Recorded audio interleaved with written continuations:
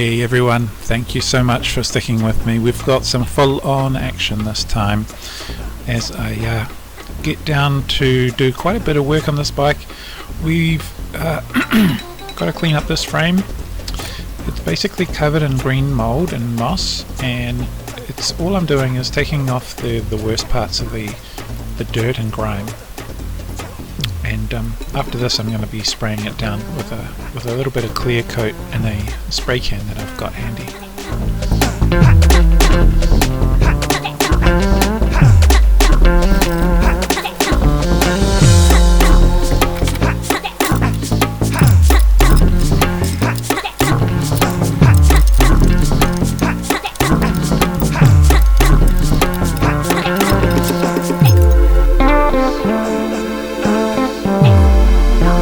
What I'm using here is a green Scotch-Brite pad, which really does get through all of the stuck-on grime.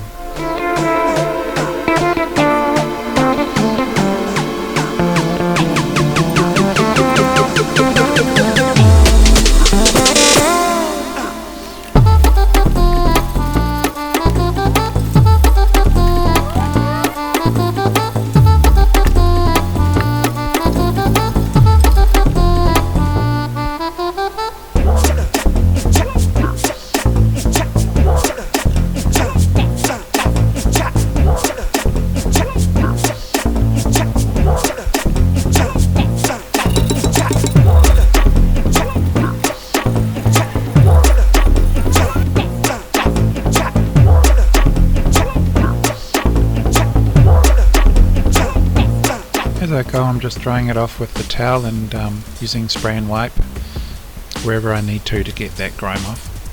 In a few seconds we're going to split over to doing some painting. As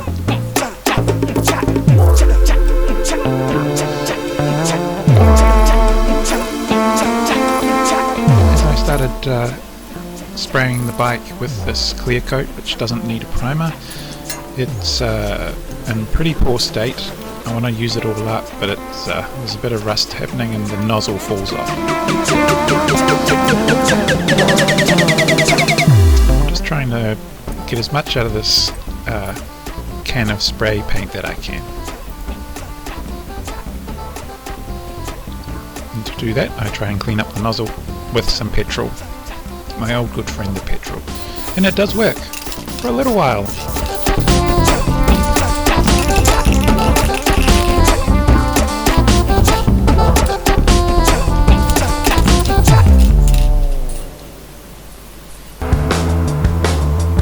Here we go. We're totally clean, sealed and scratched to heck, but we're ready for the road. Eventually. Okay, getting back onto derailleurs. Let's just bolt this one up, but only one single bolt needed because I need to put the chain on later on.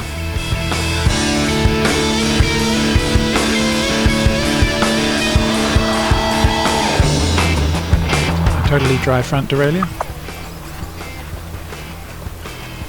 These are fitted on, but actually I take them off again later.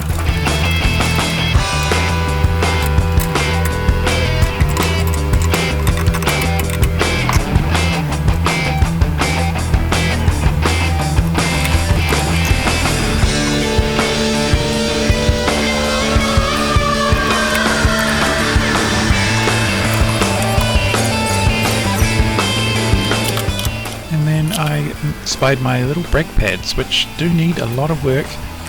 So here's a little clip of me completely sanding down and spraying the brake arms.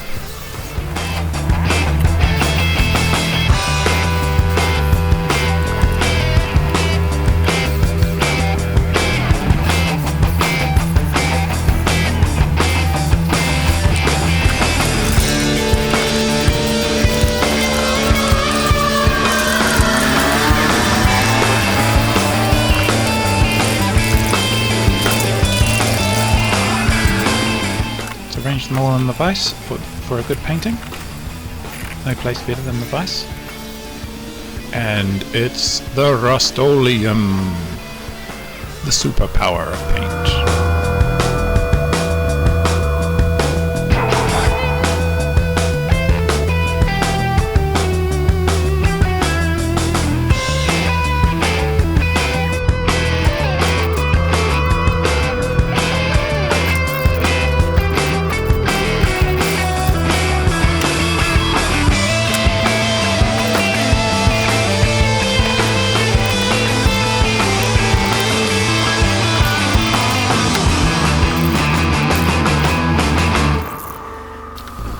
It's bottom bracket time. I told you it was full on action. Here's a view down the bottom bracket.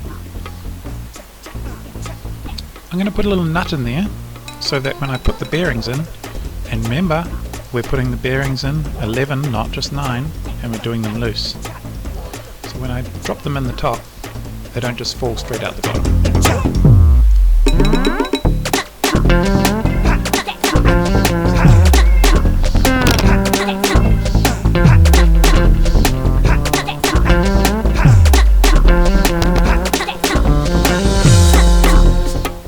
Get all the bearings in with the needle nose pliers, my old friends.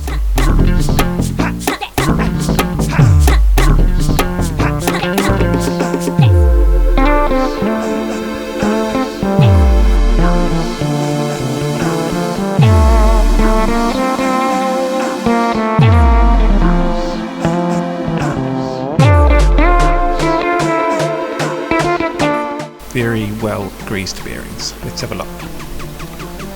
There they all are. Beautiful. You can see how that nut holds them in place.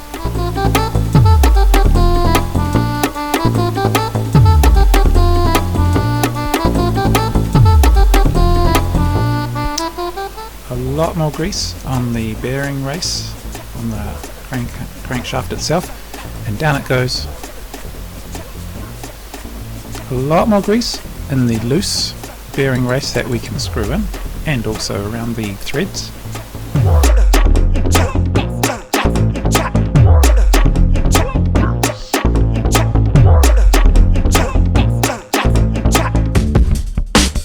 And there's the holding ring. It's having a little trouble getting on, but finally just goes on nicely.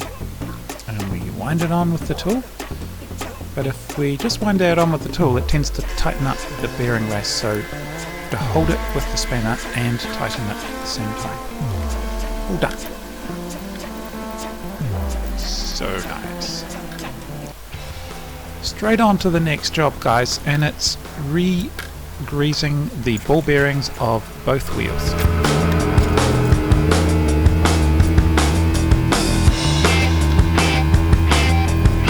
Take the cup and lower locking nut and the cone out, so the cone and the locking nut off, and you can see that there's already that this is not a caged bearing situation, and they're all loose, they're bright, they just need to be repacked with grease because the grease in there is dried out.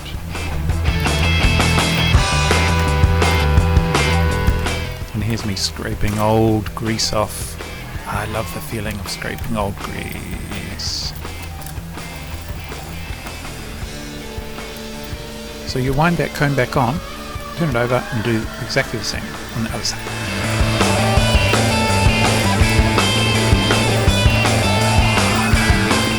What I just did there, levered off a dust cover.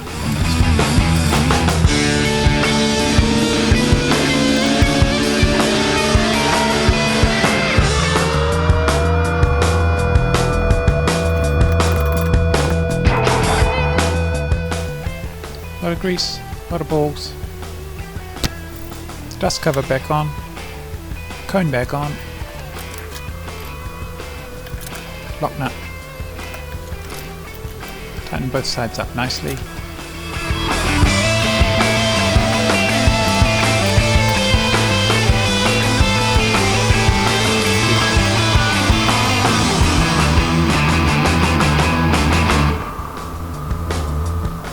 That is the quick release rod.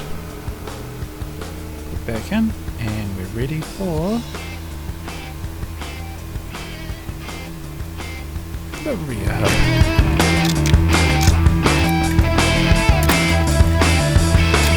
Pretty much the same as the front, but the interesting part here is the bearings are hidden underneath that sprocket cluster. Now this is the non-drive side, and we expect this to be quite nicely less worn than the other side. Beautiful, all the bearings again sitting in there loose, which is what we love.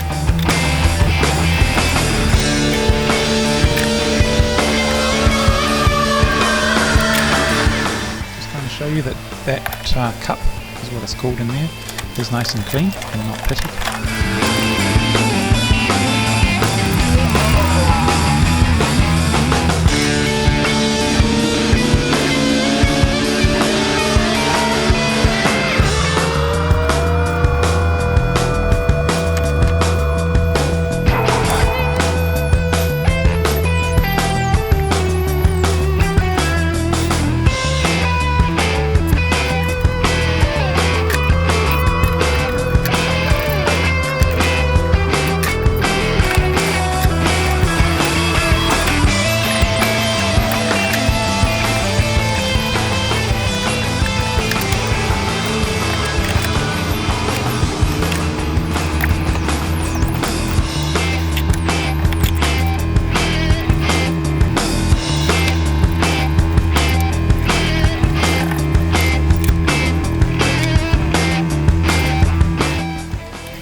Now we have to take the sprocket off, and this proves to be very difficult. That doesn't work, I have to take it off, put it on the floor.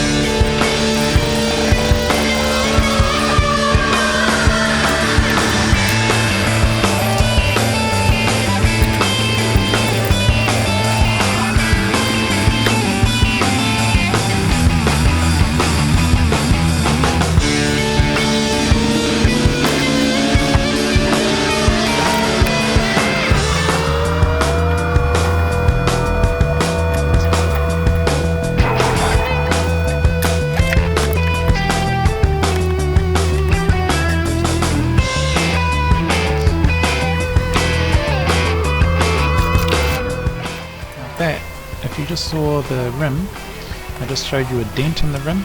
That was the original wheel, and this is why I'm using this new wheel. The old wheel, I'm going to discard that one or use it for parts later on.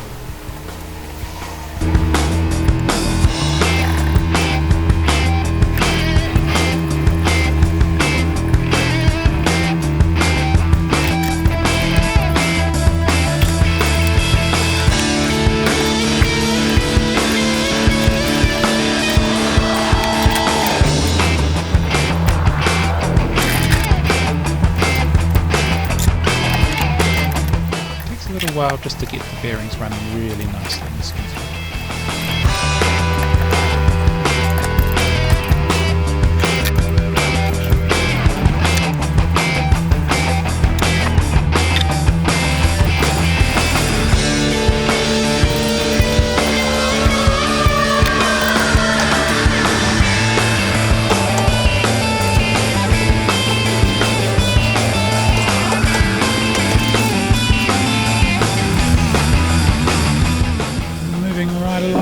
That was great. Since we're doing bearings and repacking with grease, let's do the headset.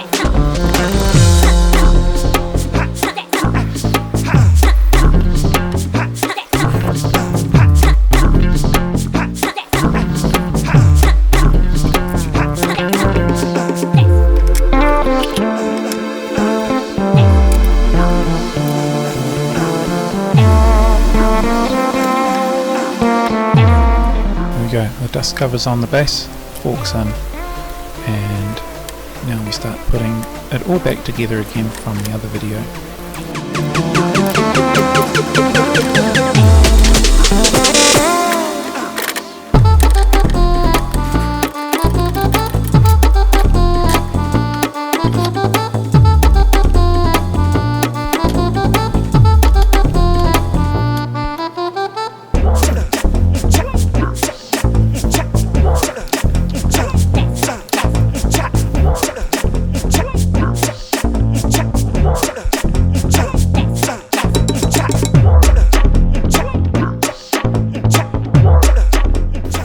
whole point of tightening, the whole method of tightening the headset is by that one screw on top of the stem, and then you lock it all up by screwing the stem tight with those two side screws, which I'm going to put in there now,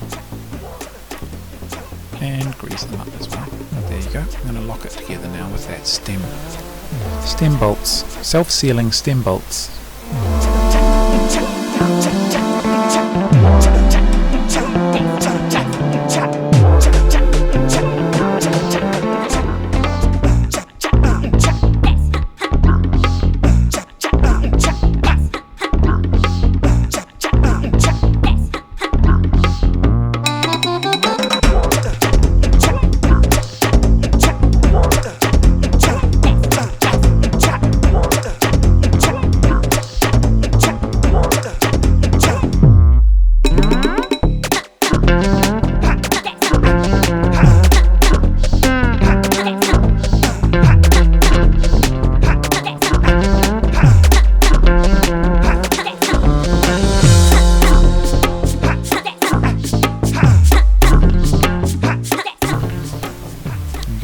Just a bit tight, so I loosened that off and locked it back on.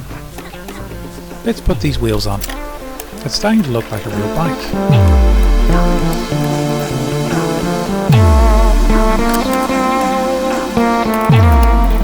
All the wheels have re-greased and now they're on the bike.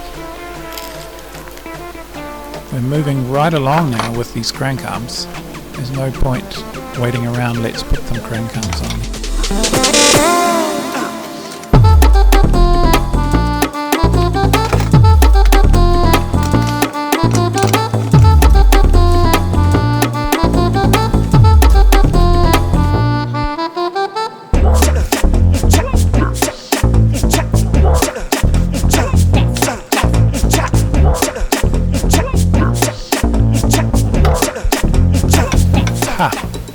Now it's time to swap some pedals. In hindsight, I should have taken the pedal off before I put it on the crank shaft, but this gives me a good opportunity to explain leverage. There's always a way of getting more leverage. Great big pipe, didn't fit on the spanner, but I can use that later. I have from my friend Craig, a roof rack, and that fitted perfectly on the end of my spanner, but I just need to have a brace to stop that turning. There we go. Now that just completely came off easily, and you'll notice that it's a left-hand thread, which means to tighten it up, you undo it, and the right-hand side is a right-hand thread. That's the way to remember it. Right-hand thread is normal thread, left-hand thread is backwards thread. That way the pedal will tighten up. The left pedal will want to tighten up as you are cycling.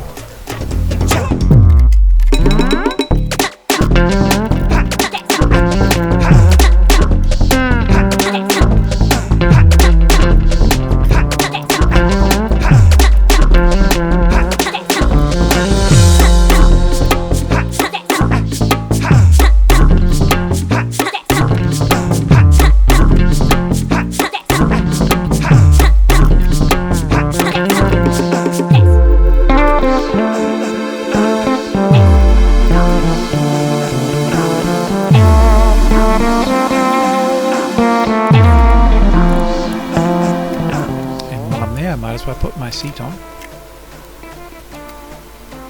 It has a very long seat post, which is handy, but I'll never use. Now, this was a job that I knew was coming up. The new rim is a little bit buckled, and you can see that. Each spoke is a little bolt with a nut on the end.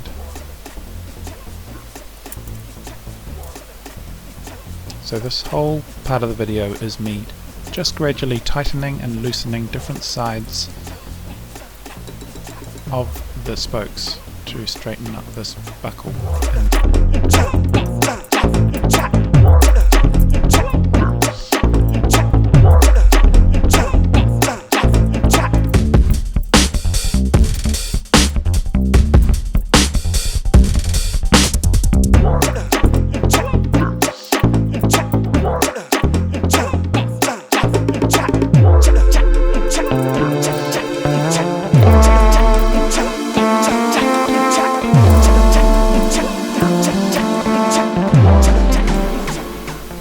That's pretty good. I'm gonna true it a lot more finely later on. And while I'm here, and I have the brake arms completely dry from being painted, let's put these on.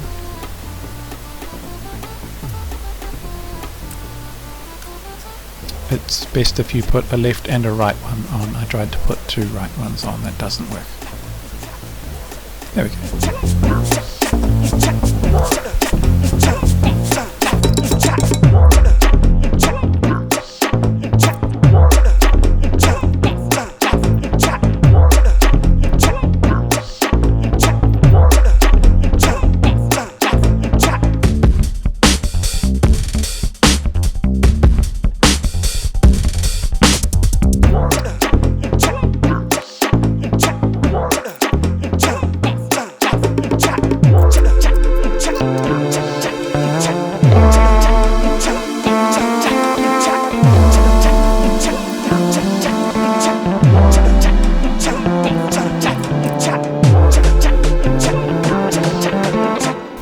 These are 6mm bolts that hold the brake arms on straight into the housings on the frame. They have to be really secure, they're going to save your life, so you have to be making sure that you screw these on exactly as they should be. Now I'm just going to put the brake pads on and finally adjust them so that they are flat against the rim, but with a bit of toe in is what it's called to stop squeaking, which means the leading edge, the front edge, is slightly closer to the rim than the rear edge.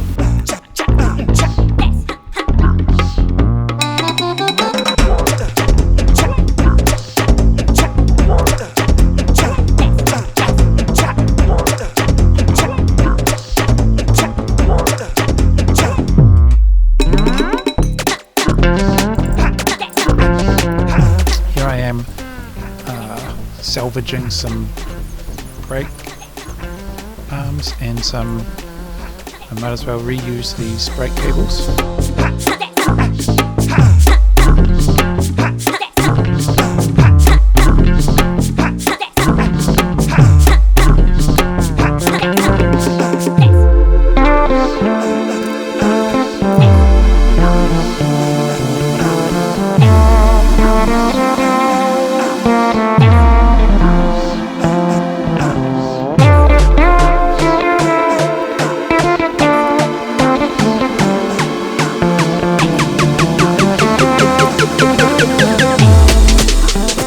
Testing it out now. Making sure there's little adjuster screws to make sure the left and right brake arms actually operate evenly.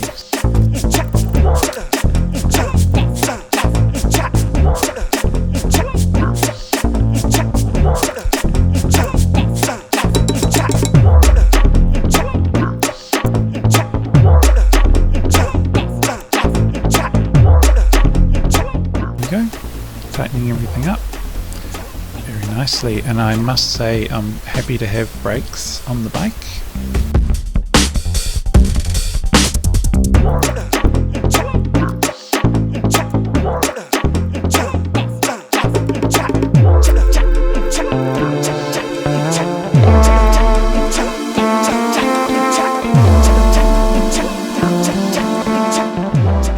And off camera I fitted a new tube and a very good tyre on the back of the back wheel.